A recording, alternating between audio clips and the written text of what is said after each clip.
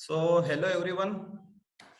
आज के इस फ्राइडे के सेशंस में हम लोग मार्केट आउटलुक के बारे में बात करेंगे। जो पिछले हफ्ते जो मैंने मार्केट आउटलुक के बारे में बताया था, तो इस हफ्ते मार्केट ने कैसे रिएक्ट किया है पहले उसके ऊपर हम लोग देख लेंगे, और उसके बाद फिर देखेंगे कि नेक्स्ट वीक के लिए कहाँ पे अपॉर्चुनिटीज है, कहाँ पे बाइंग कर सकते हैं, कहाँ कौन से सेक्टर स्ट्रांग है, कौन सा सेक्टर वीक है। इसके बारे में भी हम लोग आज डिटेल में एनालिसिस करेंगे। तो पहले जो पिछले हफ्ते जो मैंने बताया था कि निफ्टी अगर 750 अगर ऊपर में ब्रेक होता है तो 930 950 का लेवल हम लोग टच करेंगे। और इस हफ्ते अगर हमने देखा होगा तो ये जैसे ही उसने 750 क्रॉस किया, यहाँ पे 930 का लेवल उसने टच किया और फिर वहां से फिर वो वापस से नीचे आया है। जो हमारी एक्सपेक्टेशंस थी उस हिसाब से परफेक्टली मार्केट ने रिएक्ट किया है। लेकिन इस हफ्ते मार्केट में खास कुछ मूवमेंट नहीं आया है। मतलब कि निफ्टी को अगर हम लोग देखेंगे तो पिछले वीक के क्लोजिंग से 200 पॉइंट ऊपर और 200 पॉइंट नीचे वही रेंज में निफ्टी हमें पूरी रेंज उसकी नजर आई है। और आज जो क्लोजिंग आया है, आज जो वीकली क्लोजिंग जो निफ्टी का आया है वो भी एग्जैक्टली नियर अबाउट वही लेवल है, 15,750 के करीबन वही लेवल पे आज क्लोजिंग आया है। बहुत सारे लोगों का ये क्वेश्चन है कि ओवरऑल व्यू समझ के हमें ट्रेडिंग में थोड़ी सी मुश्किलें आ रही है। बेटर है कि स्टॉक स्पेसिफिक अगर व्यू रहेगा, स्टॉक स्पेसिफिक कहां पे बाय करना है, कहां पे सेल करना है एग्जैक्ट, तो हमें और ट्रेडिंग के लिए आसानी होगी। तो पिछले हफ्ते भी मैंने बोला था कि ये जो मेरा ट्विटर हैंडल जो है वो आप उसको फॉलो करिए।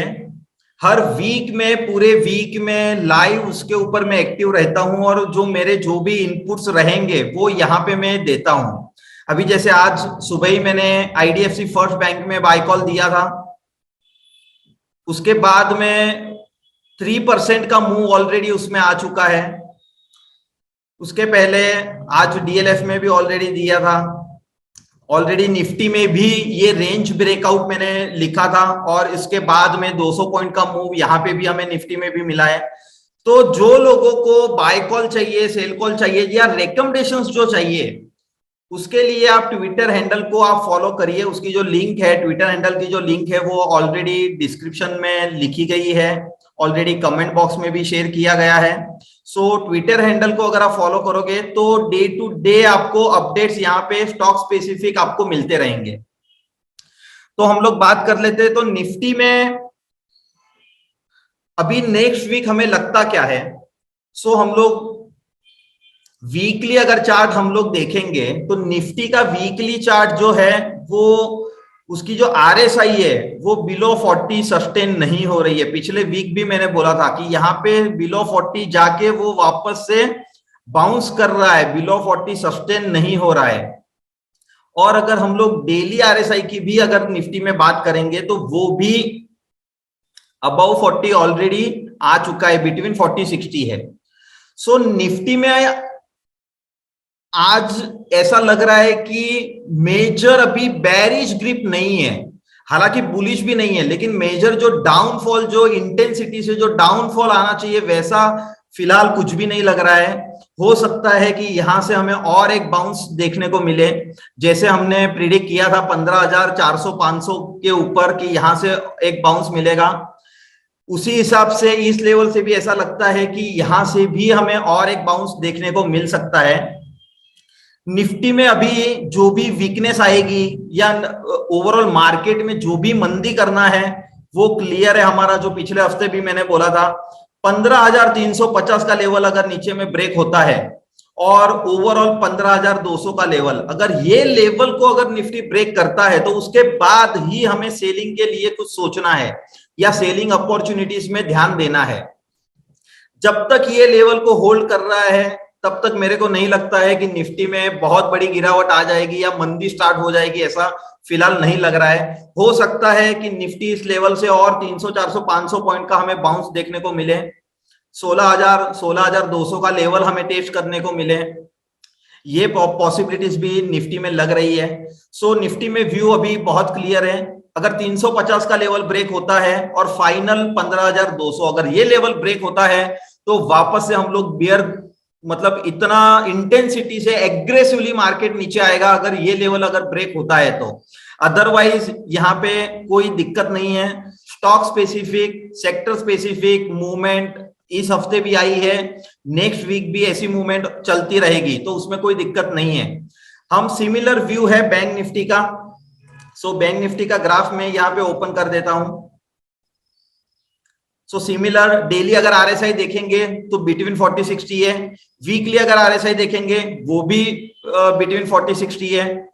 बिलो 40 कोई भी आरएसआई उसकी सस्टेन नहीं हो रही है, तो इतना श्योर है कि बियर ग्रिप में मार्केट अभी नहीं है। बियर ग्रिप में अगर मार्केट अगर आना है आगे जाके तो वो जो हमारा जो सपोर्ट लेवल है उसको ब्रेक करना होगा, और अगर सपोर्ट लेवल ब्रेक होगा तो उसके बाद में ही हम लोग मंदी का सोचेंगे, फ्रेश सेलिंग देखेंगे, सेलिंग अपॉर्चुनिटीज भी देखेंगे। सो ये हो गया ओवरऑल अगले हफ्ते के लिए जो व्यू है वो क्लियर है। सेक्टर स्पेसिफिक अगर व्यू देखेंगे तो सेक्टर स्पेसिफिक में ऑलरेडी हमें मेटल सेक्टर बहुत ही वीक लग रहा है। जो एक महीने से हम लोग बोल रहे हैं कि निफ्टी मेटल इंडेक्स जो है वो बहुत ही वीक है। अगर आप वीकली आरएसआई देखोगे तो भी बिलो 40 है और वो भी सस्टेन है। डेली आरएसआई बिलो 40 सस्टेन है। तो यहाँ पे कोई मतलब ही नहीं है तेजी करने का। जहां भी बाउंस मिलेगा या ओवरऑल मार्केट में जब भी हमें सेलिंग अपॉर्चुनिटीज जब भी ढूंढनी होगी तब हम लोग मेटल में देखेंगे कि कहां पे सेलिंग हो सकती है, क्योंकि सबसे वीक मेटल है। उसके बाद में जो वीक है वो है आईटी। लेकिन आईटी में मेरे को ऐसा लग रहा है कि यहाँ पे थोड़ा सा बाउंस हो सकता है मार्केट। सो निफ्टी आईटी का भी हम लोग एक बार देख लेंगे, क्योंकि निफ्टी आईटी में डेली आरएसआई जो है वो बिलो 40 नहीं है। हालांकि वीकली आरएसआई बिलो 40 है, यहाँ पे वीकली आरएसआई बिलो 40 है, लेकिन डेली आरएसआई बिलो 40 नहीं है। तो हो सकता है कि आईटी में हमें थोड़ा सा वापस से मार्केट के साथ साथ अगर हमें बाउंस देखने को मिले। अब बात करेंगे कि सेक्टर कौन से स्ट्रांग है और कहां पे अपॉर्चुनिटीज है। आज कुछ नए रिकमेंडेशंस भी मैं आपके साथ शेयर करने वाला हूं, और जो पुराने जो रिकमेंडेशंस जो ऑलरेडी रनिंग है उसके ऊपर भी कुछ अपडेट्स देने वाला हूं। और आप लोगों के जो भी क्वेश्चंस रहेंगे वो कमेंट बॉक्स में आप लिखिए, तो ये एनालिसिस के बाद आप लोगों के क्वेश्चंस को मैं एड्रेस कर लूंगा। सो जैसे ही सबसे स्ट्रॉन्ग सेक्टर ऑलरेडी आप सबको पता है, मेरे को बोलने की जरूरत भी नहीं है, क्योंकि पिछले 2 महीने से हमारा जो मास्टर स्ट्रोक जो रहा है वो सेक्टर जो है वो हमारा है ऑटो सेक्टर। सो ऑटो सेक्टर्स अभी भी स्ट्रांग है।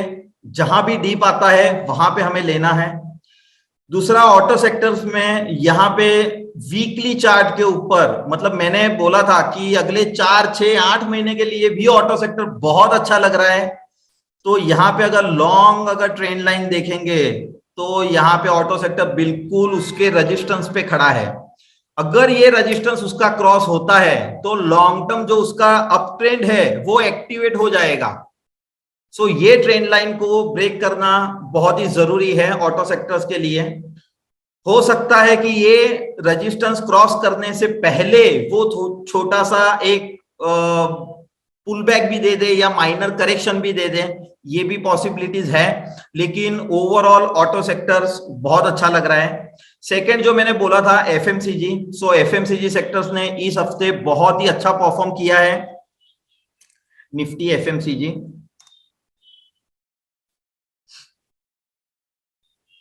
सो निफ्टी एफएमसीजी में इस हफ्ते काफी अच्छी रैली दी है। आरएसआई जो है वो भी अबाउ 60 आ गया है, मतलब आरएसआई ऑलरेडी बुलिश जोन में आ गया है। माइनर जो ये हर्डल है यहाँ पे, बस इसको ये हर्डल को क्रॉस करना है जो बिल्कुल पॉइंट पे खड़ा है। अगर ये क्रॉस होता है तो एफएमसीजी में और भी वो मोमेंटम बनेगा। और एफएमसीजी में हमें पता है कि हमारा जो मास्टर स्ट्रोक जो है वो है आईटीसी। सो आईटीसी का चार्ट ऑलरेडी मैंने 2 हफ्ते पहले भी शेयर किया था। सो आईटीसी में ऑलरेडी यहाँ पे नया हमें हाई देखने को मिला है, 284 का आज का क्लोजिंग है। तो आईटीसी में कहीं भी दिक्कत नहीं है। फाइनल जो स्टॉप लॉस जो मैंने बोला था 250 का, वो अभी स्टॉप लॉस मॉडिफाई करके 257 258 के आसपास का स्टॉप लॉस अभी रहेगा। अदरवाइज जो हमारी बाइंग पोजीशन जो है वो होल्ड पे रहेगी, उसको कुछ भी नहीं करना है, प्रॉफिट बुकिंग नहीं करना है, क्योंकि और भी मोमेंटम यहां पे लग रहा है। अभी और एक जो अपडेट है, ऑलरेडी आप लोगों को ऑटो सेक्टर्स में Mahindra and Mahindra, TVS Motors, ये सारे स्टॉक्स आप लोगों को पता ही है, मारुति, ये 3 ऑटो सेक्टर्स में मैंने स्टॉक दिए हुए हैं। ऑटो सेक्टर में 2 व्हीलर स्टॉक्स जो है, मतलब हीरो होंडा हो गया या बजाज ऑटो हो गया, उसमें मेरे को इतना पावरफुल या इतना पोटेंशियल नहीं लग रहा है। 4 व्हीलर सेगमेंट में पोटेंशियल अच्छा लग रहा है। सो हम लोग ऑलरेडी महिंद्रा एंड महिंद्रा में टीवीएस मोटर, मारुति और टाटा मोटर्स का मैंने बाय कॉल भी दिया था, हालांकि वो स्टॉप लॉस एक बार ट्रिगर भी होके अभी वापस से ऊपर आ रहा है। सो टीवीएस मोटर्स में यहाँ पे लोगों को दिक्कत ये आ रही है कि कैश और फ्यूचर के जो 2 रेट है, वो रेट में डिफरेंस काफी अच्छा है। मैं यहाँ पे एक बार ओपन करके भी दिखा देता हूं, तो आप लोग कैसे उसको ट्रेड कर सकते हो या कहां पे अपॉर्चुनिटीज है, वो मैं आपके साथ शेयर करूंगा। मैं पहले टीवीएस मोटर यहाँ पे कैश का चार्ट ओपन कर लेता हूं। कैश का चार्ट का आज का जो क्लोजिंग है वो है 860 रुपए का, और फ्यूचर में जो चल रहा है उसका जो क्लोजिंग है आज का वो है 820। कैश ऊपर है, फ्यूचर का रेट जो है वो नीचे है 40 रुपए से। 40 रुपया मतलब 5% हो गया। हम लोग हमारे क्लाइंट्स को एक स्टॉक मार्केट में एक एसएलबी मतलब सिक्योरिटीज लेंडिंग एंड बोरोइंग एक टाइप ऑफ ट्रेडिंग है कि जहां पे आप अपनी सिक्योरिटी एक्सचेंज को आप लैंड कर सकते हो। एसएलबी उसको बोलते हैं। अगर आपका एसएलबी अकाउंट नहीं है तो आपके ब्रोकर के पास अगर आप उसको रिक्वेस्ट करिए, क्योंकि अगर आपके डीमेट अकाउंट में अगर मान लो टीवीएस मोटर्स है तो आप बिना कोई रिस्क लिए आप 1 महीने में 40 रुपया कमा सकते हो। 1 महीने में बिना कोई रिस्क लिए, चाहे स्टॉक्स ऊपर जाए चाहे स्टॉक्स नीचे जाए, आपको वो जो ये जो डिफरेंस है कैश और फ्यूचर का, वो कंफर्म आपको मिलेगा। तो ये अपॉर्चुनिटीज बहुत ही अच्छी लग रही है। ऐसी ही एक अपॉर्चुनिटीज है लालपात लैब में। लालपात लैब जो है वो कैश का जो रेट चल रहा है वो 2240 है, और उसका जो फ्यूचर कॉन्ट्रैक्ट है वो है 2150। ऑलरेडी 90 रुपए का डिस्काउंट ऑलरेडी यहाँ पे लालपात लैब में भी है। तो यहाँ पे ऑलरेडी 90 रुपया मतलब ऑलमोस्ट 4 to 5% मंथली रिटर्न हो गया। यहाँ पे ये 2 अपॉर्चुनिटीज है, स्टॉक लेंडिंग एंड बोरोइंग ध्यान में रखना। उसके ऊपर आपको ये अपॉर्चुनिटीज आप लोग उसको यूज कर सकते हो, आप लोग मुनाफा कमा सकते हो। सेकेंड, अभी बात करते हैं नेक्स्ट जो स्टॉक्स में हमें क्या लगता है। फर्स्ट जो हमारा, मैंने प्रीवियस वीक में ही बोला था कि अदानी एंटरप्राइज मेरे को बहुत ही अच्छा लग रहा है। 2160 के ऊपर हमने बाय कॉल भी दिया है और आज का क्लोजिंग है 2230। तो ऑलरेडी 70 रुपया ऑलरेडी बढ़ चुका है। अगर आपके पास अगर अदानी एंटरप्राइज अभी तक अगर आपने नहीं लिया है, कोई टेंशन वाली बात नहीं है, क्योंकि यहाँ पे सेटअप्स और भी हमारा जो मास्टर सेटअप है यहाँ पे डेवलप हो रहा है। यहाँ पे स्क्वीज सेटअप्स बन रहा है, यहाँ पे डेली में स्क्वीज है अदानी एंटरप्राइज में। अगर ये 2250-60 का ये जो भी लेवल है यहाँ पे अगर क्रॉस होता है और स्क्वीज फायर होगी, तो अदानी एंटरप्राइज में यहाँ से और मोमेंटम ज्यादा तेजी से आगे बढ़ेगा। क्योंकि अदानी एंटरप्राइज में फर्स्ट जो इलियट वेव जो व्यू मैंने जो दिया है आपको, वो ऑलरेडी एक्टिव है। वो छोड़ के उसके साथ साथ यहाँ पे स्क्वीज सेटअप भी एक्टिव हो रहा है। तो उसकी जो मूवमेंट जो आएगी वो हो सकता है इंटेंस मूवमेंट हमें अदानी एंटरप्राइज में देखने को मिलेगी। तो अदानी एंटरप्राइज को मिस करने जैसा मेरे को नहीं लग रहा है। फिर भी अगर कोई टेक्निकल एनालिसिस नहीं जानता है तो मेरी एडवाइस रहेगी कि आप टेक्निकल एनालिसिस सीखिए, उसके ऊपर आप खुद का डिसीजन लीजिए। और यदि आपको नॉलेज नहीं है तो आपके फाइनेंशियल एडवाइजर से आप एक बार एडवाइस लीजिए और उसके बाद में ट्रेड करिए। रिस्क को समझना पड़ेगा, ट्रेड को मैनेज करना पड़ेगा। आज का जो फर्स्ट जो है अदानी एंटरप्राइज में, यहाँ पे दोनों तरफ से हमें कंफर्मेशन मिल रहा है। Adani enterprise already hit list में है। टीवीएस मोटर जो फ्यूचर में ऑलरेडी 40 रुपया डिस्काउंट चल रहा है, सो यहाँ पे मैं स्मॉलर टाइम फ्रेम निकाल लेता हूं और यहाँ पे फ्यूचर चार्ट में निकालता हूं। सो टीवीएस मोटर फ्यूचर का जो चार्ट है, यहाँ पे भी स्क्वीज डेवलप हो रही है 75 मिनट्स में। हो सकता है 2-3 कैंडल के अंदर स्क्वीज डेवलप हो जाएगी और उसके बाद में अगर 827 का जो लेवल है वो अगर क्रॉस होता है तो यहाँ पे फ्रेश बाइंग की जा सकती है। अगर आपके पास पहले से बाइंग है उसका आप एडिशनली करो, अगर पहले से कुछ भी बाइंग नहीं है, आपने प्रॉफिट बुकिंग कर लिया है, तो आप यहां से वापस से फ्रेश बाइंग स्टार्ट कर सकते हो टीवीएस मोटर में। उसके बाद में जो स्टॉक निकल के आ रहा है वो है एबॉट इंडिया। सो एबॉट इंडिया का ग्राफ में यहाँ पे बता देता हूं। सो एबॉट इंडिया में डेली अगर टाइम फ्रेम की अगर हम लोग बात करेंगे, सो ये ऑलरेडी हमारा मास्टर सेटअप है। यहाँ पे ऑलरेडी स्क्वीज फायर हो चुकी है यहाँ पे डेली में, और ये जो स्क्वीज है तो यहाँ पे बहुत ही high potential high compression squeeze यहाँ पे डेवलप हो चुकी है। तो एबॉट इंडिया में यहाँ पे एक अपॉर्चुनिटीज लग रही है और ये मोमेंटम यहाँ पे कंटिन्यू रहेगा ऐसा लग रहा है मेरे को। 19,100 का जो लेवल है, कहीं भी डीप मिलता है 300 400 500 रुपए का, तो वहां पे आप लोग बाय करिए और ये मोमेंटम को आप लोग कैरी फॉरवर्ड कर सकते हो। आपको ट्रेड आपको खुद मैनेज करना पड़ेगा, लेकिन एबॉट इंडिया में एक अपॉर्चुनिटीज काफी अच्छी लग रही है। सेकंड जो स्टॉक्स है वो है अंबुजा सीमेंट। सो सीमेंट स्टॉक्स में अभी थोड़ी सी जान लग रही है, थोड़ी सी मूवमेंट भी आ रहा है। सो यहाँ पे अंबुजा सीमेंट में वैसे ही डेली में ऑलरेडी स्क्वीज डेवलप हो चुकी है। हर्डल जो है उसको, वो हर्डल है उसका 375 376। अगर ये हर्डल अगर क्रॉस होता है तो यहाँ पे भी एक अच्छी अपॉर्चुनिटी, अच्छी बाइंग अपॉर्चुनिटीज यहाँ पे मिलेगी। पैसा कमाने का बिल्कुल बढ़िया मौका यहाँ पे मिलेगा। सो ऑलरेडी अंबुजा सीमेंट हो गया, एबॉट इंडिया हो गया, Adani enterprise, TVS motor already जो अपडेट था वो मैंने आपको दे दिया है। और उसके बाद में जमुना ऑटो जो एक कैश में स्टॉक्स है। सो यहाँ पे कैश में मैं ओपन कर लेता हूं। सो पहले तो जमुना ऑटो में यहाँ पे मैं आपको लॉन्ग टर्म यहाँ पे कप पैटर्न ऑलरेडी फॉर्म हो चुकी है 2018 के बाद, अब जाके उसको ब्रेकआउट मिला है। वॉल्यूम को अगर हम लोग चेक करेंगे तो इस वीक का जो वॉल्यूम है वो बहुत ही हाई वॉल्यूम पे ट्रेड कर रहा है। 125 रुपए का भाव है। यहाँ पे ऑलरेडी स्टॉक ने एक बार ऊपर जाके रिट्रेस ऑलरेडी कर चुका है और वापस से अब ये नई एनर्जी के साथ ये ऊपर जा रहा है। तो जमुना ऑटो में यहाँ पे अच्छा लग रहा है स्टॉक्स। अल्टीमेट जो स्टॉप लॉस रहेगा वो 100 रुपए का रहेगा। हालांकि 25 रुपए का स्टॉप लॉस है, लेकिन सामने पोटेंशियल बहुत अच्छा है और ये पोजिशनल व्यू है। 6 महीना 8 महीने का व्यू रहेगा उसमें। ये आपको 2-4-5 दिन का रिजल्ट वाला यहाँ पे सिस्टम नहीं है, क्योंकि ये लॉन्ग टर्म चार्ट है, ये वीकली चार्ट है। तो हमें जो भी ट्रेड करना है, यहाँ पे जो भी इन्वेस्टमेंट करना है वो लॉन्ग टर्म के लिए मिनिमम 6-8-10 महीने के लिए हमें करना है।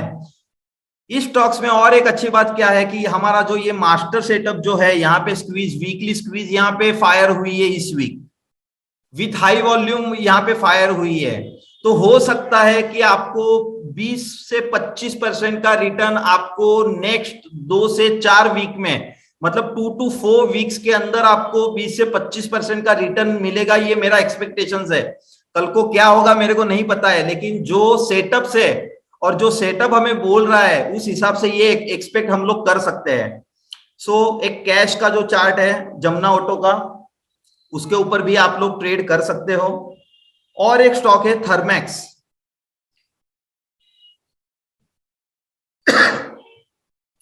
थर्मैक्स के स्टॉक्स में यहां पे डबल अपॉर्चुनिटीज है। कैसे, मैं आपको बोलता हूं। ये मास्टर सेटअप के ऊपर पहले तो यहां पे सिंपल एक ट्रेंड लाइन ब्रेकआउट भी है। उसके बाद में डेली टाइम फ्रेम में यहां पे स्क्वीज है जो कि हाई कंप्रेशन स्क्वीज है। उसका जो हाई है 2130-35, वो अगर क्रॉस होता है तो उसके बाद में हम लोग बाय कर सकते हैं। वो छोड़ के अगर ये स्क्वीज फायर होती है तो हो सकता है, क्योंकि यहां पे डेली और वीकली दोनों में स्क्वीज है। अगर आप वीकली का अगर चार्ट देखोगे तो बिल्कुल 20 पीरियड मूविंग एवरेज को बिल्कुल ये होल्ड कर रहा है। कब से होल्ड कर रहा है ये? नवंबर 21 से, नवंबर 21 से 20 पीरियड मूविंग एवरेज को वो ब्रेक नहीं कर रहा है। तो यहां पे अपॉर्चुनिटीज काफी है। हो सकता है डेली स्क्वीज फायर होने के बाद हम लोग तुरंत वीकली स्क्वीज भी हमें फायर होते हमें देखने को मिल सकता है। सो यहाँ पे रिस्क रिवॉर्ड का जो अपॉर्चुनिटीज है वो काफी अच्छा है। अगर वीकली स्क्वीज अगर फायर होती है तो हो सकता है हमें आने वाले दिनों में 2700-2800 तक के लेवल हमें देखने को मिल सकते हैं। सो थर्मेक्स में हमें डेली स्क्वीज है, उसके साथ साथ में वीकली स्क्वीज भी है। सो डबल अपॉर्चुनिटीज यहाँ पे लग रहा है।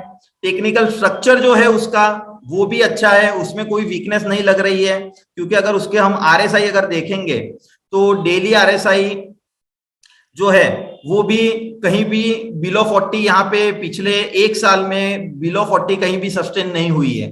सो यहाँ पे एक अपॉर्चुनिटीज अच्छी लग रही है। सो स्टॉक का जो मेरा जो इनपुट्स था वो मैंने आपको दे दिया है। आपके जो क्वेश्चंस है उसके ऊपर हम लोग एक बार नजर रख लेते हैं कि क्या क्या क्वेश्चंस है।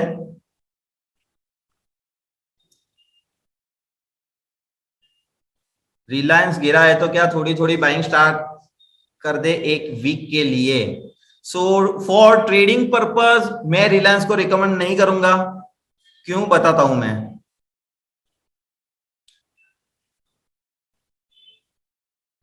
ऑलरेडी आज जो गिरा है, हालांकि न्यूज है लेकिन न्यूज से हमें मतलब नहीं है।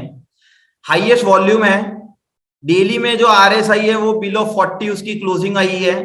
यहां पे जो ट्रेंड लाइन है, सो यहां पे ट्रेंड लाइन भी ब्रेक हो चुकी है। सो रिलायंस को इग्नोर करिए। पैसा अगर कमाना है, ट्रेड करना है तो बहुत सारे मौके हैं। ऑलरेडी मैंने आपको स्टॉक की लिस्ट मैंने ऑलरेडी दे दी है। सो रिलायंस में मेरा एडवाइस ये रहेगा कि अवॉइड करिए, कुछ मत करिए। क्योंकि हालांकि 7-8% अगर आज गिरा है तो हो सकता है कि वापस 3-4% का बाउंस भी हमें देखने को मिले। लेकिन मेरे हिसाब से अवॉइड करिए, कुछ मत करो रिलायंस में। सो नेक्स्ट क्वेश्चन जो है जीएनएफसी और चंबल। ओके, सो जीएनएफसी को देख लेते हैं, उसके बाद में चंबल फर्टिलाइजर भी देख लेंगे।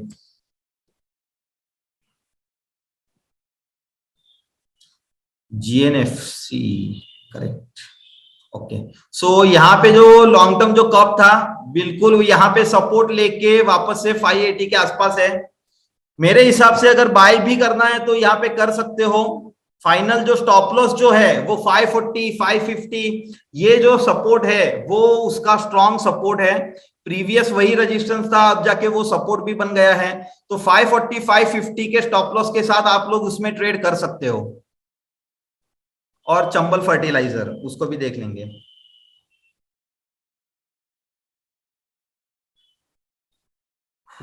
चंबल फर्टिलाइजर में वीकली चार्ट में कहीं भी दम नहीं है, लेकिन डेली चार्ट देख लेते हैं। डेली चार्ट में भी दम नहीं है, हालांकि सपोर्ट के ऊपर है। प्रीवियसली यहां से जो उसने हाई बनाया था वही सपोर्ट के ऊपर है। हो सकता है मार्केट के साथ साथ बाउंस हो, लेकिन मार्केट को आउट परफॉर्म करेगा ऐसा नहीं लग रहा है। तो चंबल फर्टिलाइजर को अवॉइड करिए।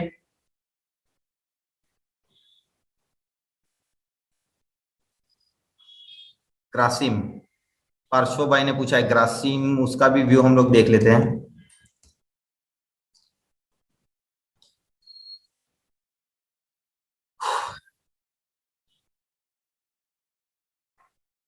ग्रासिम बिल्कुल सपोर्ट के ऊपर वो है और वो एक्यूमुलेट भी हो रहा है यहाँ पे। शॉर्ट टर्म के लिए बाउंस आ सकता है, क्योंकि आरएसआई बिलो 40 जो सस्टेन था वो यहाँ पे ऑलरेडी अबव 40 ऑलरेडी आ चुका है। तो हो सकता है ग्रासिम में यहाँ पे एक अपमूव हमें देखने को मिले। लेकिन अगर ये 1270 1275 का लेवल अगर ब्रेक होता है तो फिर उसमें ट्रेड मत करिए, या अगर होता भी है तो आप लोग एग्जिट कर लो। लॉस भी अगर होता है तो लॉस बुक करके आप निकल जाना। अगर 1270 1275 का लेवल अगर ब्रेक होता है तो उसको होल्ड मत करना। हो सकता है बाउंस हमें देखने को मिले, ये पॉसिबिलिटीज लग रही है। क्योंकि वीकली चार्ट तो ऑलरेडी बिलो 40 उसकी आरएसआई है, तो वीकली में दम नहीं है। शॉर्ट टर्म के लिए हो सकता है बाउंस आ जाए।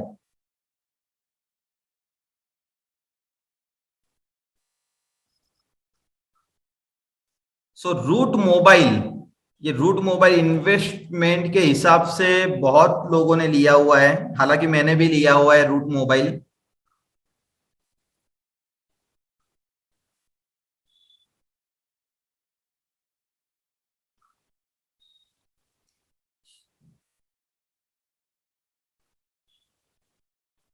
न्यूट्रल है, यहाँ पे ज्यादा कुछ वीक भी नहीं है और ज्यादा कुछ आउट परफॉर्म होगा स्ट्रांग भी नहीं है। ये चार्ट बिल्कुल भी वीक लग रहा है, हालांकि वीकली चार्ट तो उतना है ही नहीं हमारे पास डाटा, लेकिन डेली चार्ट के ऊपर अगर हम लोग देखेंगे तो यहाँ पे बाइंग कहाँ पे करी जा सकती है वो हम लोग देख लेते हैं। सो यहाँ पे अगर 1360 1370 का जो लेवल है वो अगर क्रॉस होता है तो यहाँ पे नया अपट्रेंड स्टार्ट हो जाएगा। सो रूट मोबाइल में ये ध्यान रखिए, अभी वेट एंड वॉच करिए। अभी जो ग्राफ है वो है न्यूट्रल, लेकिन अगर 1370 1375 का ये जो लेवल है वो अगर क्रॉस होता है तो यहाँ पे रूट मोबाइल में हमें यहाँ पे एक अप ट्रेंड हमें देखने को मिल सकता है। सो रूट मोबाइल में वॉल्यूम भी हो रहा है, इस लेवल पे वॉल्यूम भी दिख रहा है, तो हो सकता है थोड़ा सा एक्यूमुलेशंस भी हमें देखने को मिले।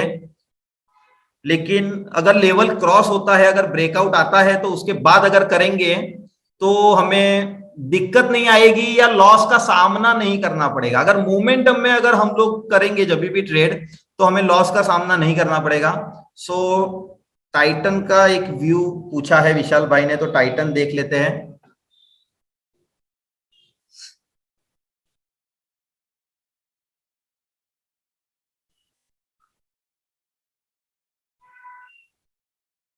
सो डेली व्यू तो ऑलरेडी नेगेटिव है, वीकली जो व्यू है वो भी नेगेटिव है, आरएसआई दोनों की बिलो 40 सस्टेन है। स्मॉलर टाइम फ्रेम की अगर बात करेंगे तो यहाँ पे हाईएस्ट वॉल्यूम डॉजी कैंडल बन चुका है ऑलरेडी, और यहाँ पे ऐसा लग रहा है कि एग्जॉर्शन गैप हो चुका है। यहाँ पे एक सेकेंड मैं आपको जूम करके बता देता हूं कि यहाँ पे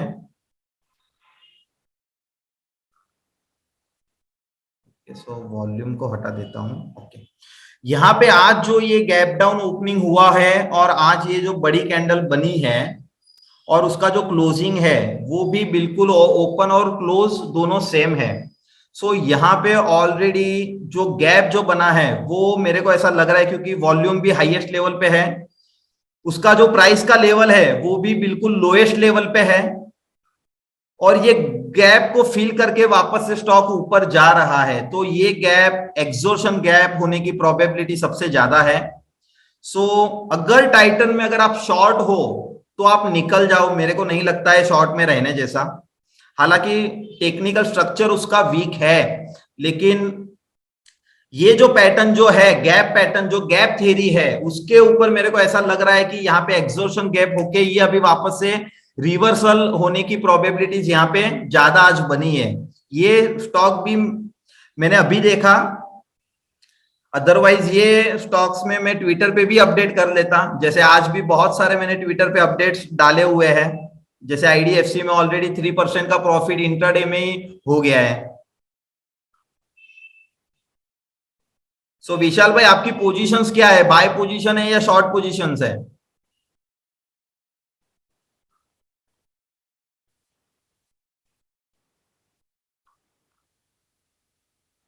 ओके, सो टाइटन तो ऑलरेडी हो गया, और एक पीवीआर का एक स्टॉक्स है वो उसका सिर्फ मैं अपडेट दे देता हूं, मेरा कोई रिकमेंडेशंस नहीं है लेकिन मैं एक अपडेट दे देता हूं। सो विशाल भाई की पोजीशन शॉर्ट में है, सो होपफुली ये इनपुट्स आपको काम में आएगा। गैप थ्योरी का जो है इनपुट्स वो बहुत ही इंपॉर्टेंट है, क्योंकि गैप थ्योरी जो है हमेशा लोगों का ये मानना रहता है कि जो भी मार्केट में गैप्स होते हैं वो कभी ना कभी फील होंगे, और ये जो मानना है मेरे को ऐसा लगता है सबकी गलत फहमी है। ऐसा कुछ नहीं होता है कि अगर मार्केट में अगर एक बार गैप होता है तो वो 100% फील होना ही चाहिए या होगा ही, ऐसा कुछ भी नहीं है। कभी होगा कभी नहीं होगा, लेकिन वो गैप कौन सा है वो समझना बहुत ही जरूरी है। ओके, सो पीवीआर में मैं अपडेट दे देता हूं और उसके बाद में फिर आगे देखते हैं। सो पीवीआर में यहां पे ऑलरेडी आई गेस स्क्वीज भी बना है शायद। देख लेते हैं। नहीं, पीवीआर में स्क्वीज नहीं है। सो पीवीआर में स्क्वीज नहीं है, लेकिन पीवीआर में जो 75 मिनट्स का जो ग्राफ है, यहाँ पे बहुत ही रेजिस्टेंस बहुत ही अच्छे लेवल पे वो वर्क कर रहा है। यहाँ पे अगर ये लेवल अगर क्रॉस होता है तो पीवीआर का जो स्टॉक्स है, यहाँ पे थोड़ा सा inverse head and shoulder pattern भी है, हालांकि एग्जैक्ट नहीं है। लेकिन यहाँ पे अगर ट्रेंड लाइन अगर ब्रेकआउट आता है तो पीवीआर के स्टॉक्स में आप लोग ध्यान रख सकते हो। यहाँ पे एक पीवीआर का स्टॉक्स भी मेरे को अच्छा लग रहा है, आरएसआई भी सपोर्ट कर रहा है।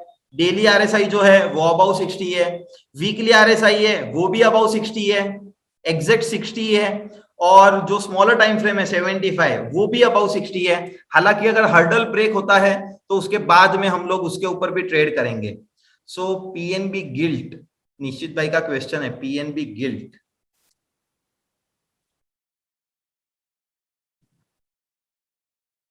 सो 62 रुपीज का रेट है, और उसका अगर वीकली आरएसआई देखेंगे, ये स्टॉक्स में निश्चित भाई मेरे को एक दिक्कत ये है कि ये स्टॉक्स में वॉल्यूम बिल्कुल भी नहीं है। अवॉइड करिए ऐसे स्टॉक्स में ट्रेडिंग। यहाँ पे देख रहे हो वॉल्यूम कितना ड्राई है, और जितने भी कैंडल्स है सबके ऊपर नीचे दोनों साइड शेडो बने हुए हैं। तो मैं तो अवॉइड करूंगा, ऐसे स्टॉक्स में मैं काम नहीं करता हूं कि जहां पे मेरे को लिक्विडिटी ना मिले। फिर भी मैं आपको व्यू बता देता हूं कि व्यू क्या है। सो वीकली व्यू जो है वो न्यूट्रल में है, और डेली भी न्यूट्रल है, क्योंकि पता ही नहीं है अगर किसी को 1,00,000-2,00,000 क्वांटिटी अगर बाय करना है तो वैसे ही स्टॉक को सर्किट लग जाएगा, तो इसमें टेक्निकल व्यू भी काम में नहीं आएगा कभी कभी, क्योंकि रोज का वॉल्यूम ही 1,00,000 शेयर का है। 1 से 1.5 लाख शेयर में क्या हम लोग ट्रेड करेंगे। वेट एंड वॉच करिए, 58-59 पे सपोर्ट बना हुआ है, अगर वो सपोर्ट ब्रेक होता है तो इसमें से एग्जिट कर लो।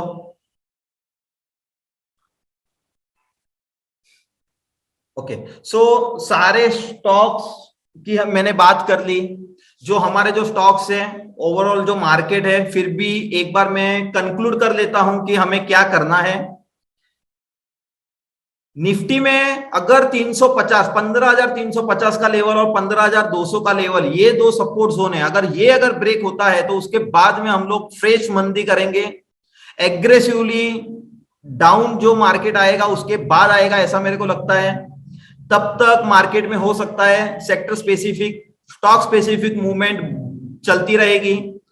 16,200 का जो लेवल है मार्केट में निफ्टी में आ सकता है, वहां पे हर्डल बनेगा, वहां पे सप्लाई जोन आ सकता है। सो तब तक ये रेंज में, जब तक ये रेंज में है तब तक हम लोग ट्रेड कर सकते हैं।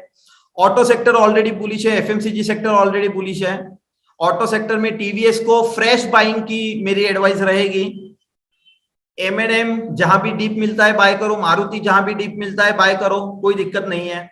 अदानी एंटरप्राइज डबल स्ट्रोक है वहां पे, इलियट वेव भी है, हमारा मास्टर सेटअप भी है। तो अदानी एंटरप्राइज को ऑलरेडी लेवल्स मैंने आपके साथ शेयर कर दिए हैं। और बाकी सारे जो स्टॉक्स है, जैसे एबर्ट इंडिया हो गया, अंबुजा सीमेंट है, जमुना ऑटो है जो कि लॉन्ग टर्म है, और थर्मेक्स है। सो इतने स्टॉक्स को अगर ध्यान रखेंगे, और आपका अगर 70% भी अगर ट्रेडिंग में सक्सेस रेशियो है तो भी बहुत अच्छा पैसा आप लोग कमा सकते हैं इसमें। 100% सक्सेस रेशियो आपको कहीं नहीं मिलेगा।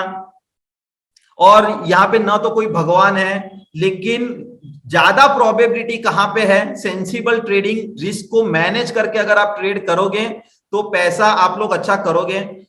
वीकली, पूरे वीक में लाइव मार्केट में ट्विटर हैंडल को आप लोग फॉलो कर सकते हो, यहाँ पे लाइव अपडेट्स आपको मिलती रहेगी। अदरवाइज हम लोग वापस से नेक्स्ट वीक वापस से मिलेंगे, मार्केट आउटलुक के बारे में बात करेंगे, स्टॉक स्पेसिफिक, सेक्टर स्पेसिफिक हम लोग बात करेंगे। तब तक के लिए आप लोग सब अपना ध्यान रखिए, नेक्स्ट वीक वापस से मिलेंगे। Thank you so much.